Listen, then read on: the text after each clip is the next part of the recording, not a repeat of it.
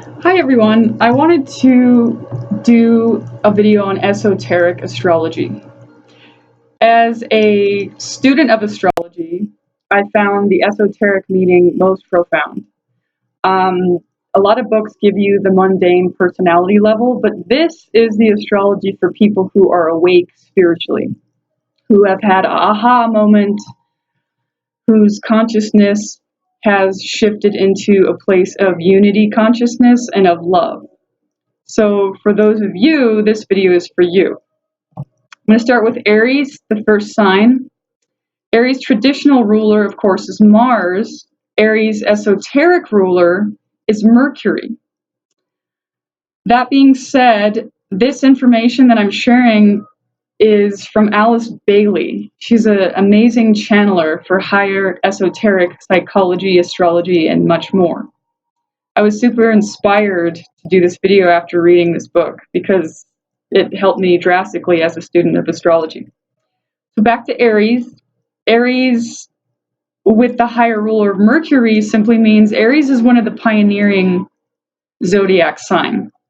Aquarius and Aries are both really shaking things up and starting something new. And if you're Aries, you have to be particularly strong because if you're introducing something new, you're going to get a lot of resistance from your external reality. So Mercury being its higher ruler makes sense because it's not talking about being the ram's head and ramming into people with what you want to change. It's using your higher mind. Because if you have physical strength, that helps, but it's really about mental strength for Aries. Because again, you're birthing something brand new into this reality. Something new, you're going to get a lot of pushback, resistance from the old paradigm. So mental strength from Mercury is given when you're on the path of awakening. So that one made sense. So I'm going to read the esoteric meaning, and then I'm going to read the sacred mantra for Aries. I'm going to try to go through these pretty quickly. So the Aries is the will to initiate the archetypes of God on behalf of humanity's betterment. The will to initiate the archetypes of God on behalf of humanity's betterment is the esoteric theme or meaning of Aries. This sacred mantra that corresponds to Aries is, I come forth and from the plane of the mind I rule. I come forth and from the plane of the mind I rule. So again, it goes back to Aries' higher ruler, Aries' esoteric ruler, which would be Mercury, the power of strong mind. So when you think about Aries, you think about that fire, strong initiating energy. So think about if you're an Aries and the traditional symbol is the ram. Instead of physically ramming into people because you have a mission and you have all this fire and desire to create something new, being a cardinal sign, think about how you could harness the power of Mercury in your life. To not have to butt heads and butt against people or ideas or structures or old paradigms, but to use your mind in a way where you can profoundly navigate the system or the old paradigm that's crumbling currently and use it for your betterment. All right, so next we have Taurus. Traditional ruler, of course, is Venus. The esoteric ruler is Vulcan. Vulcan's considered the blacksmith of astrology because a lot of Taurian people are using form in this life. They're building like a blacksmith. So the esoteric theme for Taurians are the desire to reveal the light of divinity hidden within form. The desire to reveal the light of divinity hidden within form. They literally can see the beauty and to make the form into this reality. A lot of Tauruses are artists at heart. They see the beauty in all things. But some Taurians, like my father, can't even draw a stick dog. But he's still, through his profession, creating beauty in form. So the sacred mantra for Taurus is I see, and when the eye is opened, all is illumined. So it's talking about those who are awake and they see their potential as a Taurian, how they're literally energetically designed to bring light divinity into form, into this physical reality.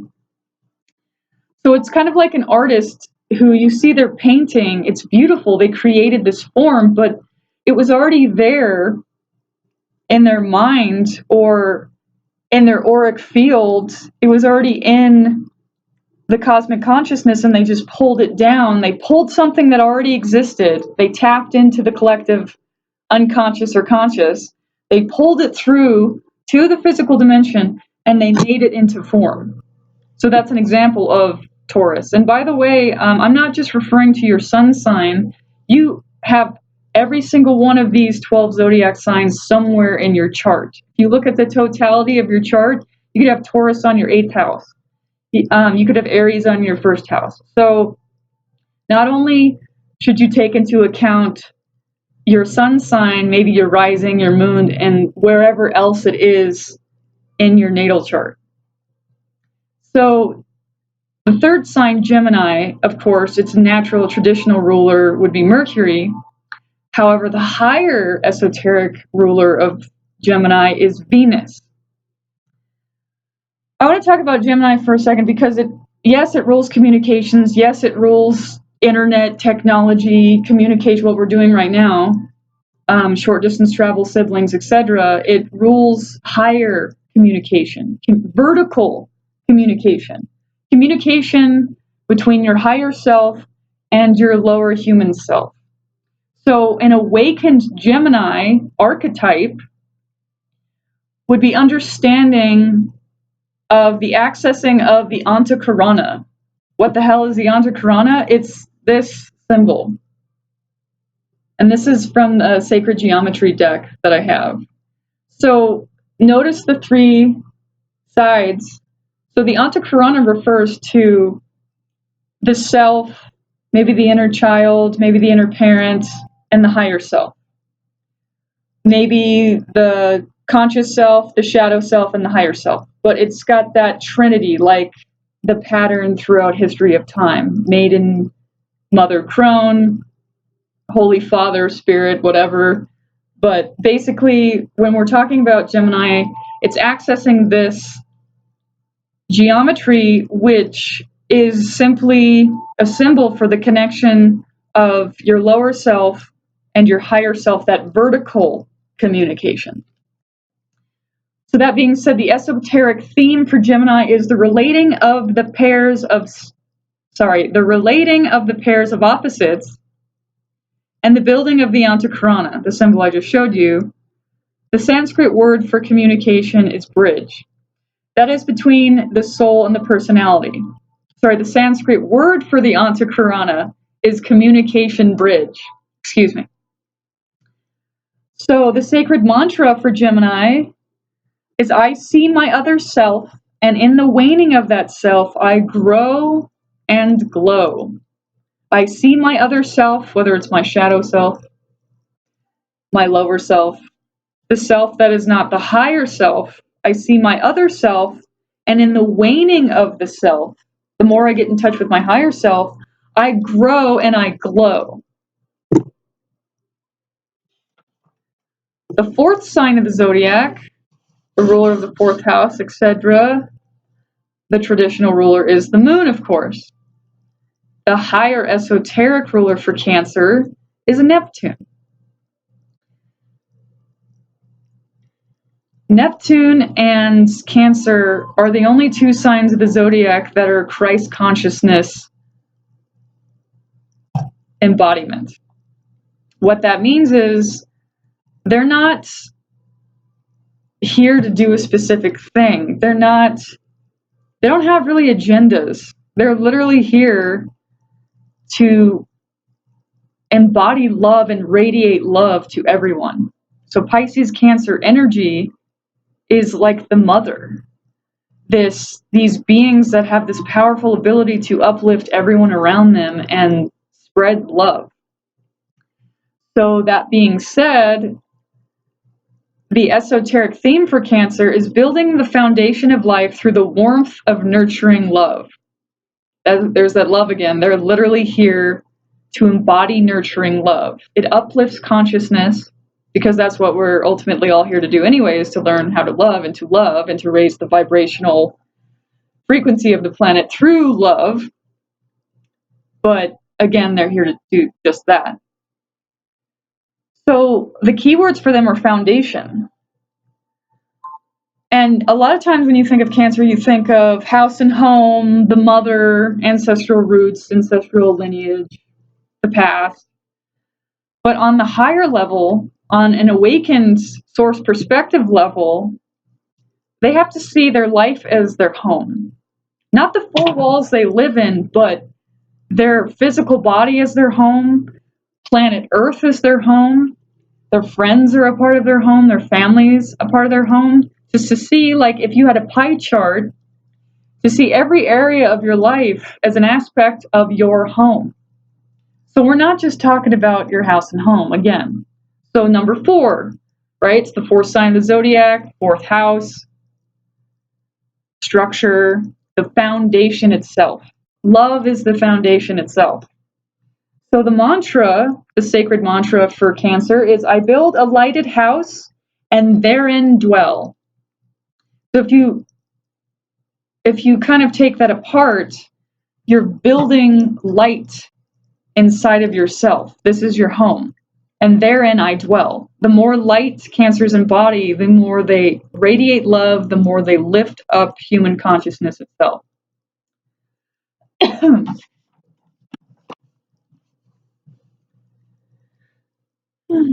Okay, the fifth sign, Leo. Traditional ruler, the sun, of course. Esoteric ruler, these are one of the signs that it's its own higher ruler. There's only 2, and Leo's one of them. So the higher ruler, the esoteric ruler for Leo, is also the sun. So when you think about Leos, right, you think of the actor, you think of someone who must take the spotlight, who must be recognized for their efforts and their power and their gifts and talents, and who's like kingly, which is all true. But Leo is one of the teaching signs. On a higher perspective, Leo is literally here to shine the light for other people. So the esoteric theme for them is the will to be the authentic self and the power to convey illumination. So they have that willpower, that solar plexus, that sun energy naturally. And a lot of them are natural teachers. A lot of them are fantastic leaders. A lot of them have the will and the drive to succeed and to see humanity itself take in that light. It's life force itself. Without the sun, nothing can grow. So Leos, when awakened to that power within themselves, that light within themselves, they can uplift the whole room. So the sacred mantra associated with Leo is, I am that, and that I am. So an awakened Leo doesn't need a bunch of flattery and compliments all the time, like an unevolved Leo would. They need that constant attention and flattery. An awakened Leo does not need any compliments. It just is. It knows it's powerful.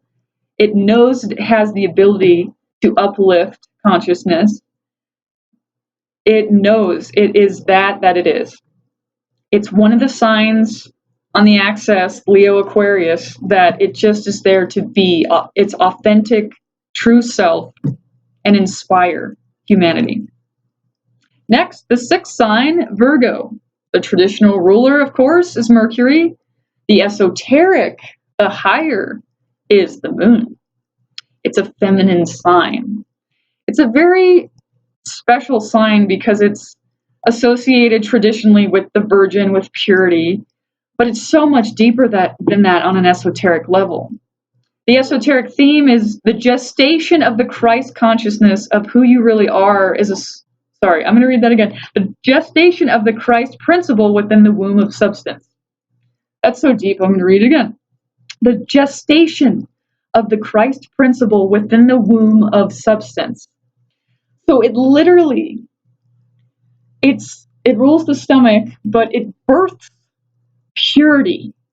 It literally transmutes everything. It's mind, yes, the traditional ways I have to analyze and fix and distill and nothing's ever perfect and I'm a perfectionist, but the higher perspective is they have this amazing ability to heal and transmute the energy into this pure state in anything they do.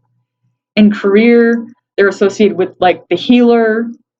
They literally have this purity about them that's kind of starts from the womb, from the stomach, where they birth something so pure and innocent that it brings this light and this purity back to this physical dimension that's so bombarded with all of this darker greed, heavy energy. So Virgos are very refreshing people because they see something in their life and they refine it, they purify it. But of course, it starts with them. You purify your own body temple and your own life, introduce more and more and more love into your life, and it purifies your life, and that radiates outwardly. Whether it's your diet, whether it's your job, whether it's a relationship, whether it's the house, this purification is, they have the strength and the will to really work through really hard times and the patience to watch something go from out of alignment, broken, to this completely pure vibrational existence. So the sacred mantra for Virgo is, I am the mother and the child. I am God, I matter. So they're all of it.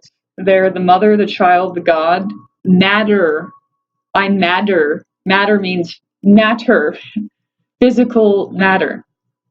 They literally change DNA structures. They purify. Awaken DNA. We, at our very core, on a DNA level, you can't raise consciousness until you clear out the old patterns. So say you have 2 or 3 strands of DNA activated out of 12. To activate the other 7, sorry, I can't count, 9,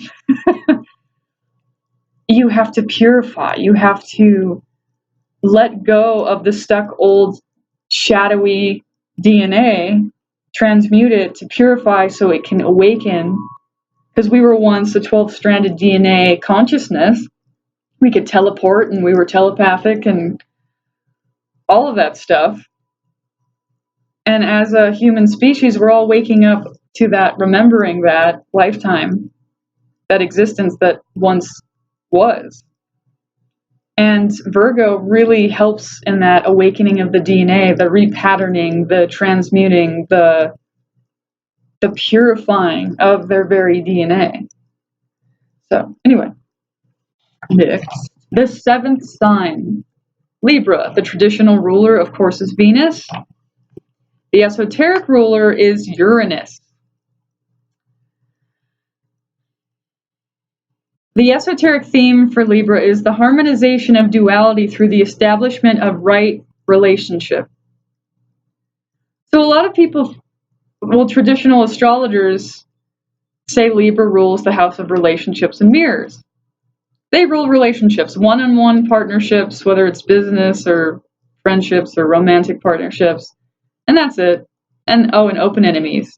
But on a higher level, Libra is about right relationship in every aspect. Right relationship with this chair I'm sitting on. Does it feel good to sit on it, or do I need a better chair? I'm being honest with myself. I'm really seeing through the opposite, the mirror of how that feels in my body. Do I have the right romantic partnership? Does it click? Does it flow? Is it healthy? Or do we fight all the time? We have nothing in common. And it's obviously the wrong relationship. So Libra's it's constantly observing its reality through relationship. Is this the right job for me? Does it feel good? Am I being acknowledged for my hard work? Is this the right job for me? Is this a good fit? If it's not, I have to get something that is the right fit. So it's constantly looking at life through relationships. Relationship to one's home. Is this the right home for me? Is it too hot here? Do I need to live somewhere colder? Because I deep down inside, I'm in love with the snow, and I'd love to see snow all the time. In fact, I hate the desert. So these honest questions, it continually asks itself. The sacred mantra for Libra is, I choose the way that leads between the two great lines of force. So we all think of the scales, right? And you want to live in the middle of the scales. So as a Libran, they're always paying attention to the shadow side of their personality and the conscious light side. So it's like, which wolf are you going to feed? It's continually weighing out, is this the right relationship? Even relationship with oneself and the psyche. You want to be in the middle. So the fulcrum point of duality, you want to always stay in, like find your center.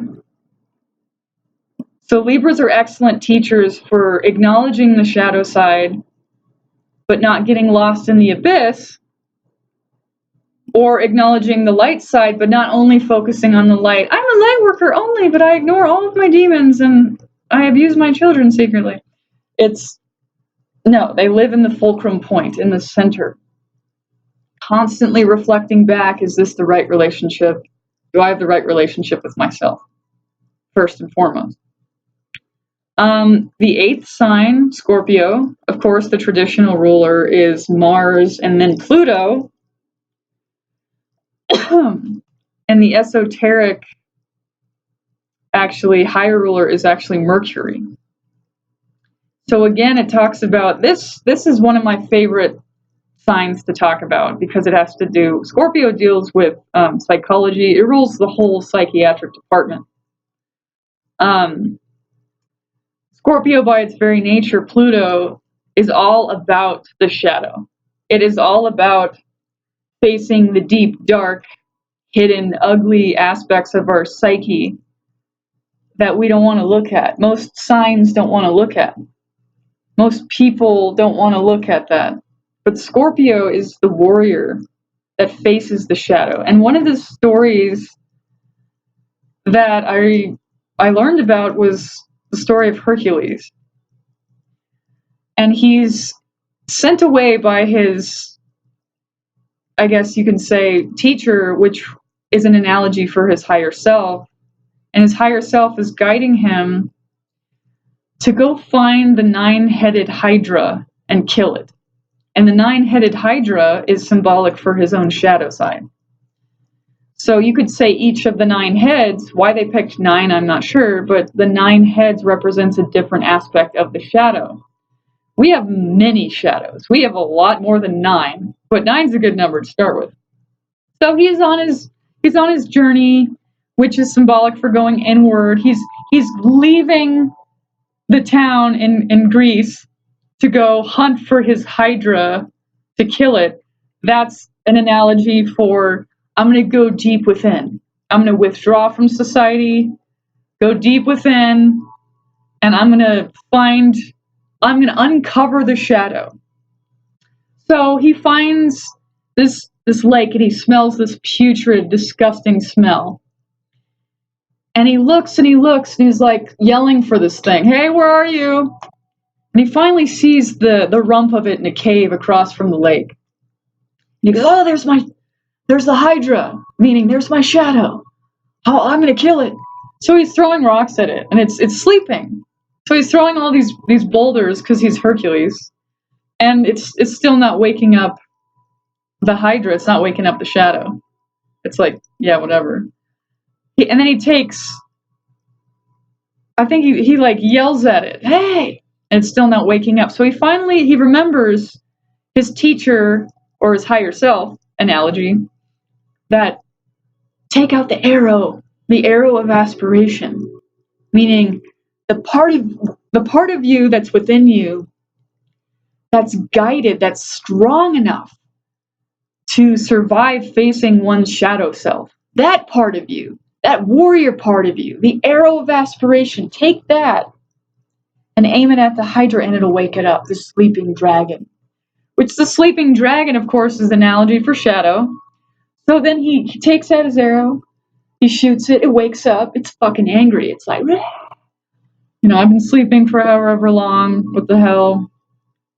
So he takes out his sword and he's cutting off the head. He cuts off one head, 2 grow in its place. Now he's got 11 heads. He cuts off another head, 2 grow in its place. So it just keeps growing and expanding. And he's running out of energy just trying to cut this thing with a sword. And he's going, oh, shit. He's thinking, oh my God, how am I going to kill this thing? That's my shadow. And then he remembers he has a voice. He has an epiphany. His higher mind kicks in and goes, oh yeah, I remember. My teacher said that I need to be humble. That's the only way to kill this thing and to slay it is to be humble. And he goes, how the hell am I going to do that? So he drops to his knees, and in that moment he picks up dirt. And he picks it up on the dirt, this 20-headed Hydra now. And he raises this thing up to the sun. And before his very eyes, the Hydra shrinks and it shrinks and it shrinks. So what that's analogy of is you got to be humble when you're facing your demons and your shadows. It's painful to see that, oh my God, that's me? That's the pattern I've been stuck in for 30 years? Oh my God, that's gross. You have to be really humble. Because it's painful to admit to yourself there's an aspect of yourself that you hate. That's ugly. There's some ugliness to you. So the humble is symbolic of that, is really admitting to yourself and taking it in that, oh, I'm not perfect. Oh, I do that thing. That's gross. And then the raising the Hydra up to the sun is symbolic of making the shadow now conscious, the light of consciousness. You're making something that was in your subconscious that you were completely unaware of,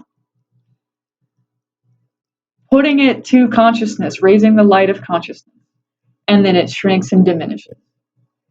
What's crazy about shadow work and facing your shadow is it's that quick.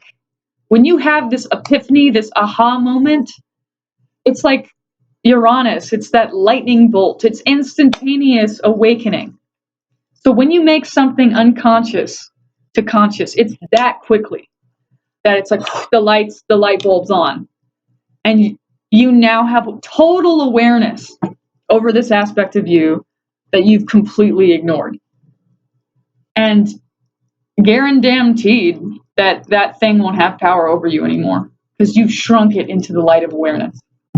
So anyway, Scorpio again is all about transformation. Being humble enough and warrior-like enough to face your own demons, to quit projecting it onto other people, onto your partner, onto your business partner, playing the victim. To be the inner warrior like Hercules and to face it head on and to use your own higher wisdom. So again, back to Mercury being the esoteric ruler of Scorpio, is he had that aha moment when he was almost about ready to give up when he was cutting the heads off with his sword. He had that mercurial, oh yeah, I have to be humble. I have to get down on my knees and admit that I have no clue what I'm freaking doing. So anyway, the sacred mantra associated with Scorpio is warrior I am, and from the battle I emerge triumphant. Warrior I am, and from the battle I emerge triumphant. And we all know that the path of consciousness is a battle. It's battling your inner demons. It's inner conflict within. We all know that the war outside of ourselves in the world is only a reflection of the war within. We heal the battle, we stop fighting within. There is no longer a battle outside ourselves. It still exists to other people, but not ourselves anymore. And we can be the peacekeeper of transformation. We can hold the torch of light for other people who are still fighting. Anywho, Sagittarius. Sagittarius, the 9th sign of the zodiac, is a lot to do with travel, philosophy, the teacher. The esoteric ruler for Sagittarius is the earth itself. So I'm going to talk about Sag for a minute. Try to make this quick. Sagittarius, right, is the archer. It has higher aspirations. And again, here's the arrow of aspiration that was mentioned when I talked about Scorpio. It's that same arrow that Sagittarius always holds. It is such a curious mind. It's constantly aiming at these higher ideals and these philosophies. It's associated with the teacher, higher knowledge, collective consciousness, the right brain. So it's always looking for higher knowledge. It's always curious, which is great.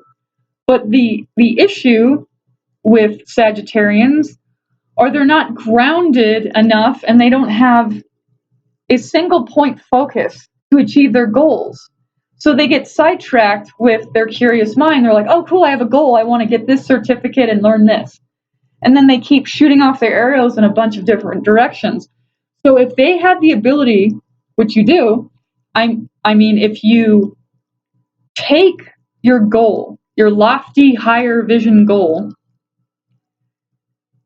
and you kind of see it as a vision board. This is like the end-all, be-all goal. I want to create an alternative school for higher consciousness that uplifts humanity. And you have this image in your mind. And with all of your one single pointed focus, you take that arrow that's surrounded with flames and you aim your arrow at that one goal. You have the ability to move mountains. If you have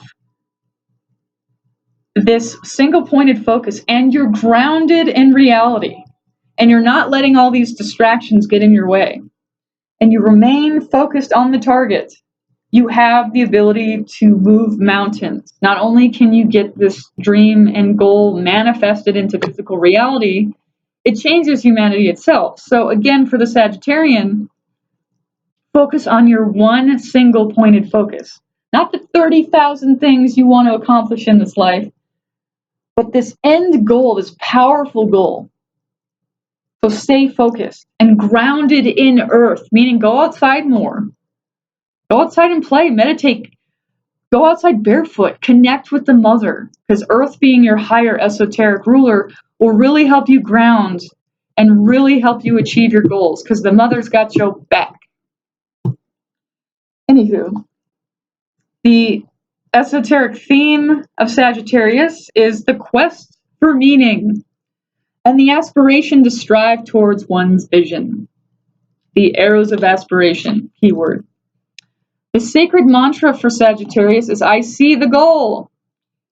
I reach the goal and then I see another. So again, it's that curious mind. Just remember what your goal is and to not get distracted. Capricorn. 10th sign of the zodiac. The traditional ruler is Saturn. And this is one of the signs where it's also the higher ruler, which is also Saturn. So traditionally, we think of Capricorns as bossy, goal-oriented people that step on other people to get to the top. They're very driven. They rule authority, whether it's cops, whether your boss, the judge, all authority figures. But on a higher level, Capricorn has this ability, this inner strength like the goat, to climb the mountain. And like the path of consciousness, when you're on the path, the higher you evolve in consciousness, the harder the path is. So they have this amazing ability, this amazing inner reserve strength, this willpower to keep climbing the mountain no matter how freaking hard. So it's kind of symbolic if you're actually a mountain climber. You know that the higher you get and the steeper it gets, the harder it is to get to the top. There's a reason why like Mount Everest or one of those mountains is a graveyard. People are striving for enlightenment. It's all symbolic. And they don't, it's so hard. They almost reach the top, but they don't quite do it. So they freeze to death and die. But it's the journey, not the destination. They had all intensive purposes to reach the top. But the higher you get in your evolutionary journey, the harder it is. So these Capricorn people are not just success driven. They want to get to the top to reach this state so they can then turn around and then go back down the mountain and give it back to humanity. It's a very selfless, goal-oriented, amazing sign. And it's when they're on their way, that talks about like Saturn return for people, right? I had my Saturn return from like 28 to 31. And your second Saturn return is what, like 58 to 60. So during like 58 to 60, when you're almost to the top, you can see, you can almost taste it. It's right there. You get so super focused.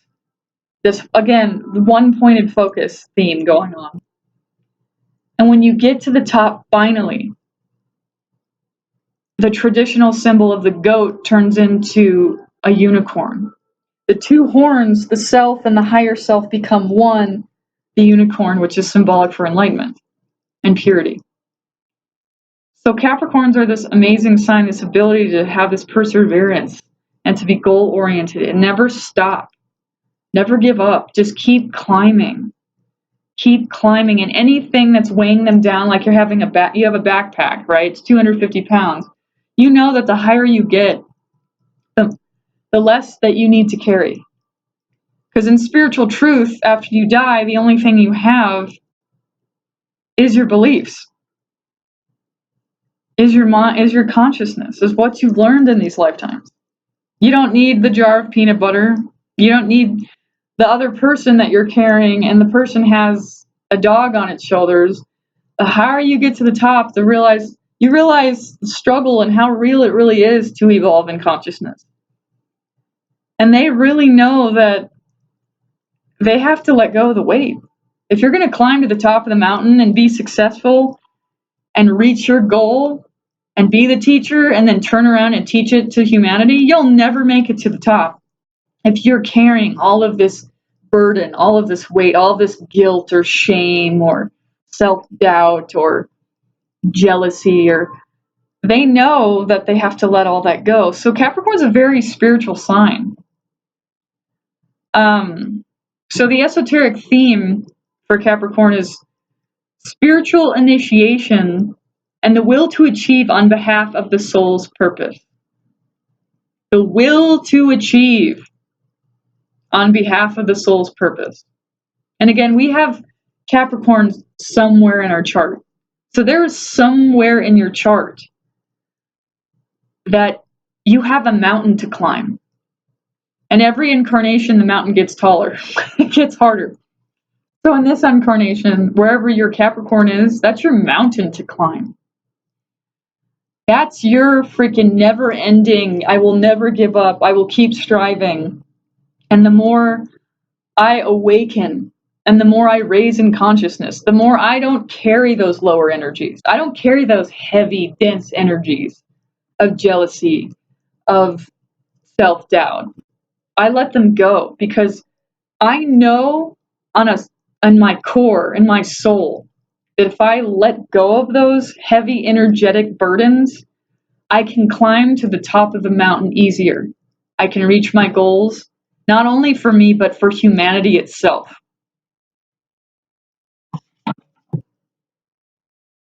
So the sacred mantra associated with Capricorn, is lost I am in light supernal.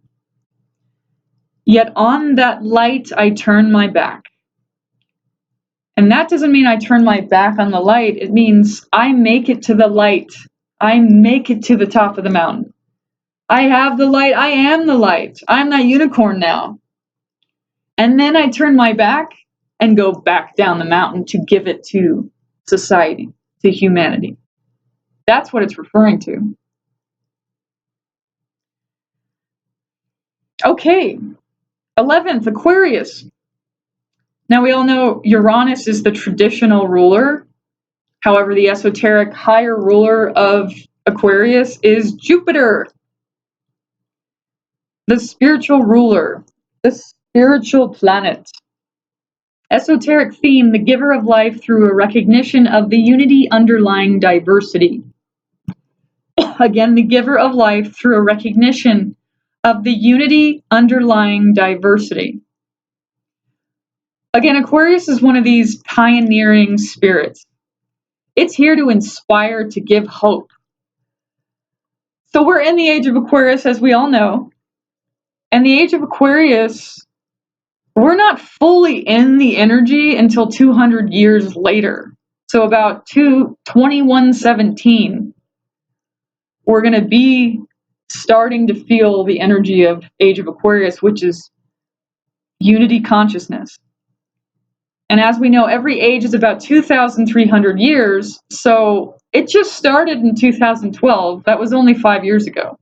We have a long way to go before we're actually feeling the unity consciousness. We all want it. We all share that vision. That's why we all came down here to assist with the shift in consciousness from one age to another.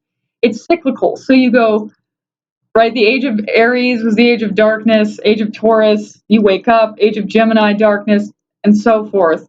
I don't know if it's exactly like that age, but there's an age of darkness, 2,300 years. And then there's an age of light, and it's cyclical. We go back to sleep, kind of like symbolic of going to sleep at night. You go to sleep, you wake up. You go to sleep, you wake up. Everything is cyclical. Everything has a pattern. So in astrology, each age is 2,300 years about, and each age we go to sleep, another age we wake up. So this so happens to be the age of Aquarius, is the age of light, which is the age of waking up. We are propelling our consciousness from a sleepy state of, I have no idea that I'm powerful. I have no idea that I create my own reality. I have no idea that I have these inner demons that I have to integrate and transmute. So all of us that are awake and aware, that are waking up, there's people waking up every day. We all know on a soul level that we're all here to help be catalysts to birth this change, to make it so we can all live in unity consciousness.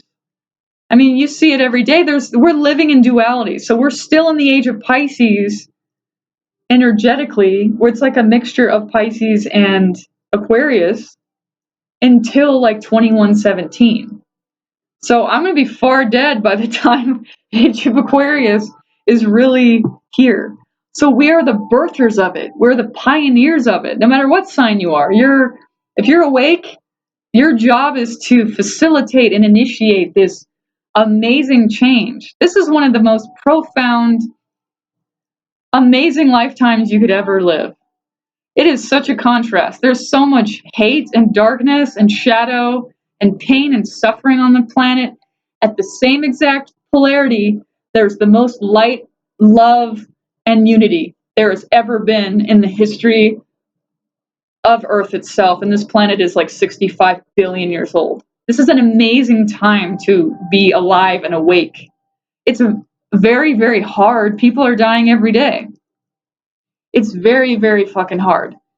But you are doing an amazing, amazing service. There is such a reward for the work you're doing in shifting consciousness, whether that's drawing and putting light codes in your paintings or your drawings or any of your art, whether you're inspiring, lifting consciousness through your music, whether you're introducing love and unity consciousness through writing, through teaching, through speaking, through doing workshops, through classes, through dancing. I mean, there's so many ways to embody the love and shift the old paradigm. So I thank all of you that's listening and that's on that path, because you are doing such amazing work, that all your guides and humanity itself, Earth's guides, are all cheering us on, going, we can do it. And we have so much help in other dimensional realities too. Like the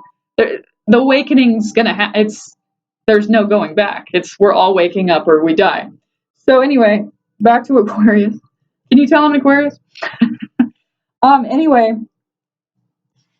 so Aquarius, the energy of Aquarius is to inspire and lift up humanity. And so the pouring of the water is that glyph, the symbol for Aquarius is enlightening humanity.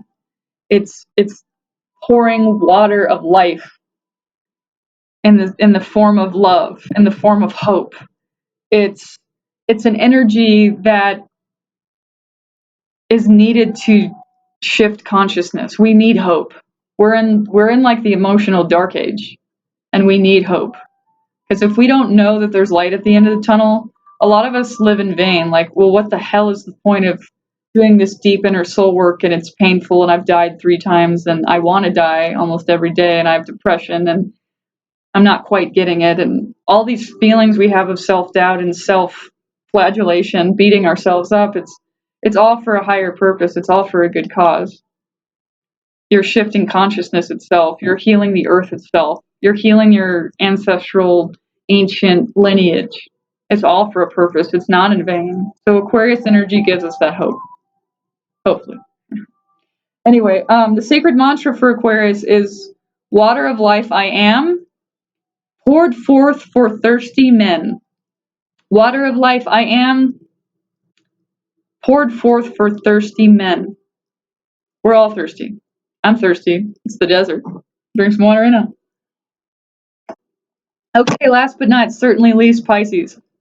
The 12th sign of the zodiac. Traditional ruler is Neptune. Esoteric ruler is Pluto.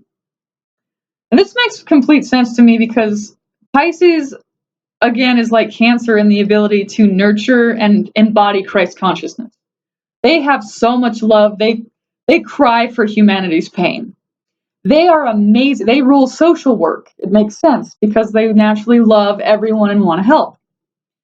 So Pluto being the esoteric higher ruler of Pisces makes sense because they're the ones that go to the underbelly of society, like working in psych wards. In the darkest, dingy of places, they shine light. Pisces are not afraid to love. They're not afraid to go to the deepest, darkest crevices of the outcasts. It's like going to a prison where everyone wants to kill themselves, and the Pisces goes in the prison and just shines light and leaves. But they go to the underbelly of society and shine light. So the whole Pluto as the esoteric ruler makes sense because Pluto's all about transformation and facing the shadow. And Pisces is the collective unconscious. It's like the collective shadow. The esoteric theme for Pisces is the power to save through the demonstration of sacrificial love. That's powerful. The power to save through the demonstration of sacrificial love. They literally will give you the shirts off their back. I'm going to say something about Pisces. So what I learned about Pisces is they naturally are in touch with the mother aspect of themselves, but they're not so good at the father aspect of themselves. Hi, Raven. My cat. Anyway, so what that means is boundaries. So if you think about the father energy within yourself, if you don't have a strong father energy or no father energy that you're tapped into, Like, for example, if you were raised and the father wasn't even at home, or the father abandoned you completely, or the father was emotionally unavailable, you never learned support. You never embodied the energy of support. So for a lot of Pisces, again, they have the mother down, they have the nurturing down, they love and they nurture everything. What they don't have down is the father and the healthy boundaries. So the term, Pisces gives a hand and people want an arm is directly symbolic of what happens. Is that those poor boundaries of Pisces, is they naturally want to give and be nurturing like the mother, but without the father, they end up giving their whole arm, and now they only have one arm. And now you're kind of useless. So their entire life is about developing stronger boundaries. So picture for a moment the sky. That's Father Sky, right? In shamanism, the father energy. The father energy supports the earth, which is the mother. The mother is the great creator of all of life. But if she's not supported, the earth falls and we're all dead. So the father has its sacred role, the divine masculine has its sacred role in holding up the divine feminine, which is the mother. So again, if you don't have that peace within yourself, as above, so below, as within, so without, you don't have strong boundaries within yourself. And you end up sick all the time or taking on empathically everyone else's shit, and you're useless. So if you develop the father, which is always hiding behind the mother. So for Pisces, you have to dive deeply and really access that solar plexus, the willpower, and find the father within so you can have healthy boundaries and feel supported by the universe. So then you can nurture all the hell you want. Because it's definitely needed. These are fucked up times. So the sacred mantra for Pisces is, I leave the father's home, and turning back I save. Again, only until you have the father piece down, the support piece within down. Then you leave the father's home, the inner father, the boundaries within, and now you can save.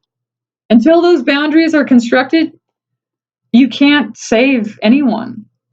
And another good thing I read about through Alice Bailey's profound book, which all of this information is in, is it talks about Pisces being like a sailboat on the ocean. The wind in the sails is love, because Pisces is all about love. They rule unity consciousness. They're not even an element, they're ethereal. So the wind in the sails is love, but without the rudder to steer, they're just going in a circle. So the rudder is the masculine, the father within, the structure, the support within. Without the support within, you're rudderless and you're just going in a circle and you're not getting anywhere. So you get the point. So develop the willpower, the healthy boundaries, the strong father energy within, and then you can freaking sail your boat and spread your love and literally uplift Earth's consciousness through love. Anyway, this is a lot longer than I thought it would be, but I hope you enjoyed it. And if you want to dive deeply into this, there's videos on YouTube about the esoteric higher meaning of astrology. There's Alice Bailey's book, I've mentioned a few times now, is Profound Channelings. But again, this is astrology for people who are awake. This isn't personality astrology. This is the higher ruler, the higher meaning of astrology. And I'm not just talking about your sun sign again. I'm talking about you have every sign in your chart. The totality of your being is all 12 signs. You have every sign somewhere in your chart. All right. Have a good week, and thank you.